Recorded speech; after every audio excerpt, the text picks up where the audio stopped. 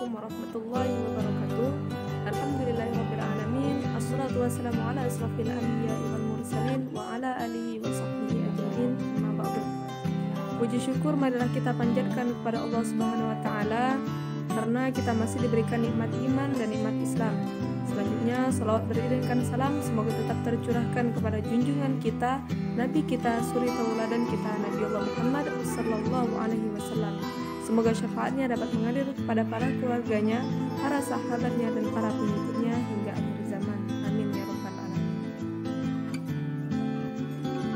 Dalam memenuhi tugas perkuliahan mata kuliah studi keislaman, dosen pengampu Dr. Mariama MPDI, di sini kami akan membahas mengenai ijtihad dan dinamika pemikiran Islam. Sebelum ke pembahasan, saya akan memperkenalkan anggota kelompok kami. Yang pertama yaitu saya sendiri, Anida Ulfitri, dan yang kedua Eri Susan, dan yang ketiga Rani Puspitasari. Baiklah, di sini saya akan menjelaskan pengertian dari ijtihad, hukum ijtihad, dan dasar penggunaan ijtihad.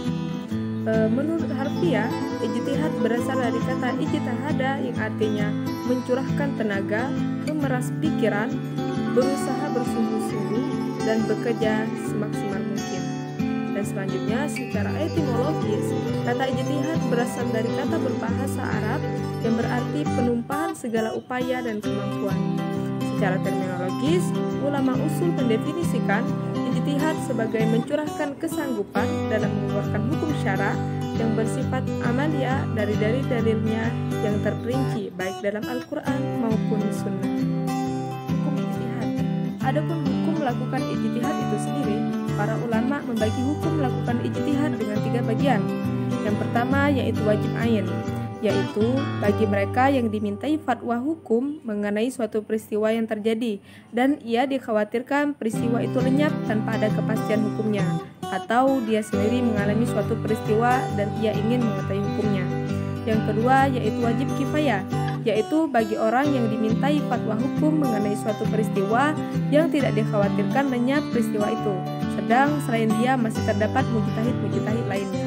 Yang ketiga sunnah, yaitu apabila melakukan ijtihad mengenai masalah-masalah yang belum atau tidak terjadi. Dasar penggunaan ijtihad. Dasar hukum dibolehkannya ijtihad yang pertama Al-Quran. Ayat Al-Quran yang dijadikan dasar bolehnya ijtihad adalah surah An-Nisa ayat 59. Ayat ini berisi perintah untuk taat kepada Allah dengan menjadikan Al-Quran sebagai sumber hukum, taat kepada Rasulnya dengan menjadikan sunnahnya sebagai pedoman, dan taat kepada ulil amri, serta perintah untuk mengembalikan persoalan yang diperselisihkan kepada Al-Quran dan Sunnah, maka adanya perintah melakukan ijtihad. Yang kedua, sunnah. Dasar sunnah atau hadis yang dijadikan rujukan oleh para ulama tentang bolehnya melakukan ijtihad adalah hadis Mu'adz. Hadis ini menceritakan perihal diutusnya Mu'adz menjadi qadhi atau hakim di Yaman. Yang ketiga, logika. Dasar logika dibolehkannya ijtihad adalah karena keterbatasan nas Al-Quran dan Sunnah jika dibandingkan dengan banyaknya peristiwa yang dihadapi oleh umat manusia. Saya Rani Puspitasari akan melanjutkan penjelasan dari Ahli Daul. 4. Syarat-syarat mujahid. Para ulama berbeda pendapat dalam menentukan kriteria atau ketentuan bagi siapa saja yang melakukan ijtihad. Dari berbagai pendapat yang ada, berikut syarat-syarat yang harus dimiliki mujahid, yaitu 1. Menguasai ilmu alat, yang dalam hal ini adalah bahasa Arab beserta ilmu-ilmunya. 2. Menguasai Al-Quran yang merupakan sebuah pokok hukum Islam. 3. Menguasai sunnah atau hadis Nabi yang merupakan sumber hukum Islam kedua. 4. Mengetahui ijma ulama. 5. Mengetahui qiyas. 6. Mengetahui makasib al-syariah. 7. Mengetahui ilmu usul fikih yang merupakan fondasi dari ijtihad. 8. Mengetahui ilmu pengetahuan dan teknologi atau iptek. 5. Lapangan ijtihad. Secara sederhana dapat diketahui bahwa lapangan ijtihad adalah masalah-masalah yang ketentuan hukumnya tidak dijelaskan dalam Al-Quran dan Sunnah. Masalah-masalah yang dapat diijtihadkan adalah sebagai berikut, yaitu 1. Masalah-masalah yang ditunjukkan oleh nas yang zami atau tak pasti. baik dari segi keberadaannya maupun dari segi penunjukannya terhadap hukum. 2. Masalah-masalah baru yang belum ditegaskan hukumnya dalam nas. 3. Masalah-masalah baru yang belum diijmakan. 4. Masalah-masalah yang diketahui ilat hukumnya seperti dalam masalah muamalah. 6. Metode-metode ijtihad.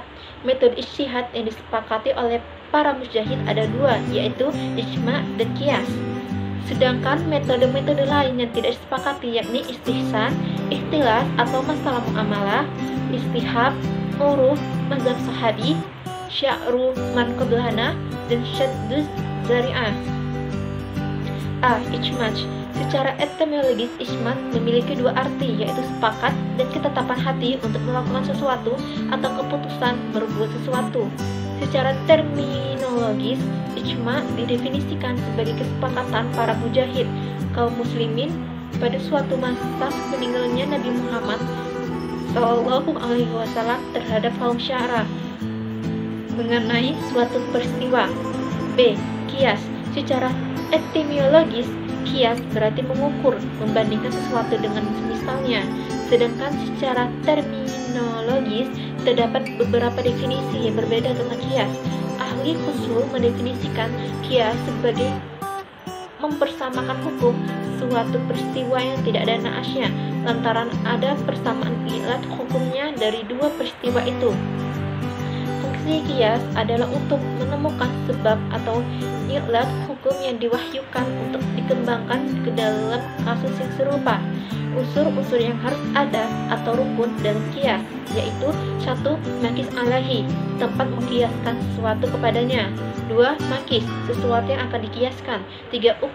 Hukum as, yaitu hukum yang ada pada as yang ditetapkan berdasarkan nas, dan hukum ini juga akan ditetapkan pada furu. 4. Ilat, yaitu sifat yang menjadi dasar ditetapkannya hukum. C. Istihsan. Secara etimologis istihsan memiliki beberapa arti, yaitu 1. Memperhitungkan sesuatu lebih baik. 2. Adanya sesuatu itu lebih baik. 3. Mengikuti sesuatu itu lebih baik. 4. Mencari yang lebih baik untuk diikuti karena memang disuruh untuk itu. Sedangkan secara terminologis, hukum ushul mendefinisikan istihsan sebagai meninggalkan qiyas yang jelas untuk menjalankan qiyas yang tidak jelas, atau meninggalkan hukum umum untuk menjalankan hukum khusus karena ada alasan untuk yang menurut logika menguatkannya. D. Mashal mursalah. Secara etimologis, mashal mursalah berarti kemaslahatan atau kepentingan yang tidak terbatas, tidak terikat, atau kepentingan yang diputuskan secara bebas. Secara terminologis, mashal mursalah yang juga sering disebut istihlas adalah kemaslahatan yang tidak ditetapkan secara pasti oleh syar'i untuk mewujudkannya dan tidak ada dalil syara yang memerintahkan untuk memperhatikannya atau mengabaikannya. E. Istihab. Secara etimologis istihab berarti iktibar al-mushohaba atau berarti istimror al-istihab. Sedangkan secara terminologis istihab didefinisikan ahli ushul sebagai penetapan hukum atas sesuatu menurut keadaan yang ada sebelumnya hingga ada dalil yang merubah keadaan tersebut, atau menjadikan hukum yang ada di masa lalu tetap berlaku hingga sekarang sampai ada dalil yang merubahnya. F. Uruf. Secara etimologis uruf berarti sesuatu yang dikenal.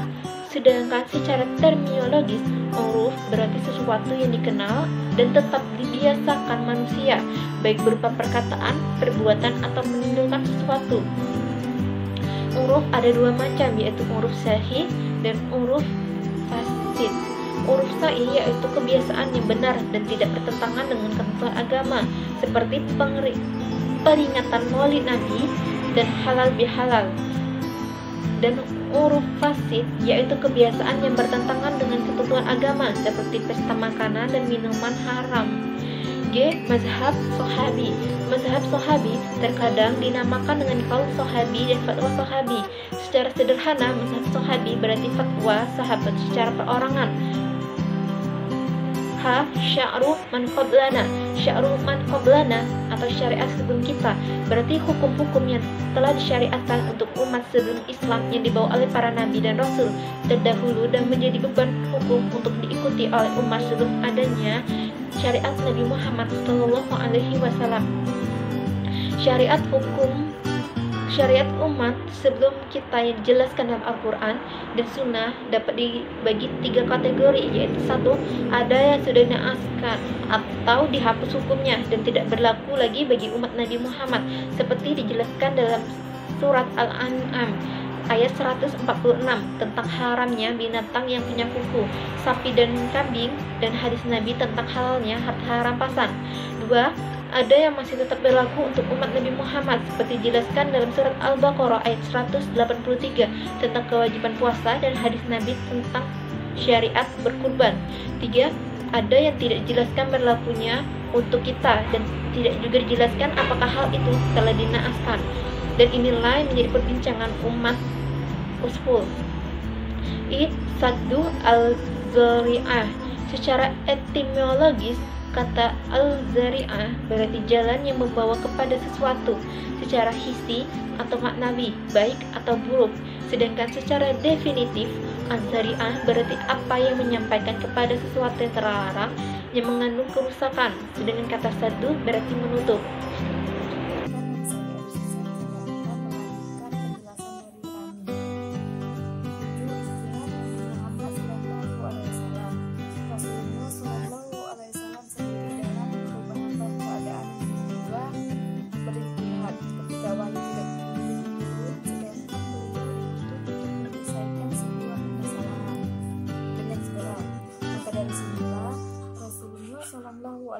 Beristihad.